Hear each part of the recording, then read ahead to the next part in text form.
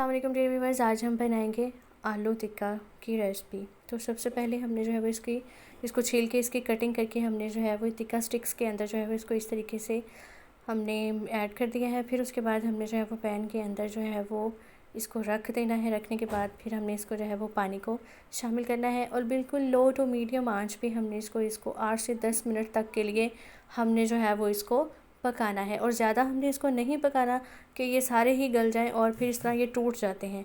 उसके बाद हमने जो है वो इसको 8 से 10 मिनट के बाद हमने जो है वो इसको दूसरे ट्रे में जो है वो निकाल लेना है। फिर हमने इसके अंदर कुछ स्पाइसेस, नमक, चाट मसाला, हल्दी, मिर्चें और अंडे को हमने जो है वो इसके अंदर शामिल करना है और इसको अच्छे तरीके से जो है वो हमने मिक्स करना है। मैंने इसको ट्रे के अंदर लगाया ताकि इसकी कोटिंग जो है वो अच्छे तरीके से हो जाए। थोड़ा सा हम इसके अंदर जो है वो दूध शामिल करेंगे, इससे इसका एक बहुत ही अच्छा और मज़ेदार फ्लेवर आता है।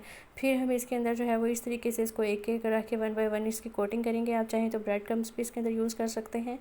तो पैन में ऑयल शामिल करके मैंने जो है वो इसको 1 बाय 1 करके जो है वो फ्राई कर लेना है। और ये बहुत ही मज़ेदार जो है वो बनता है, वो बनते हैं टिक्का स्टिक्स, टिक्का आलू के टिक्के बनते हैं। और आप इसको डिनर के साथ, लंच के साथ जो है वो खा सकते हैं। बच्चों के लंच बॉक्स में आप जो है वो ऐड कर सकते हैं। तो आप इसको केचप के साथ, रायते के साथ, किसी के साथ भी जो है वो खा सकते हैं। मैंने इसको केचप के साथ किया। केचप के साथ आप ज़रूर ट्राई कीजिएगा, बहुत ही मज़ेदार बनता है।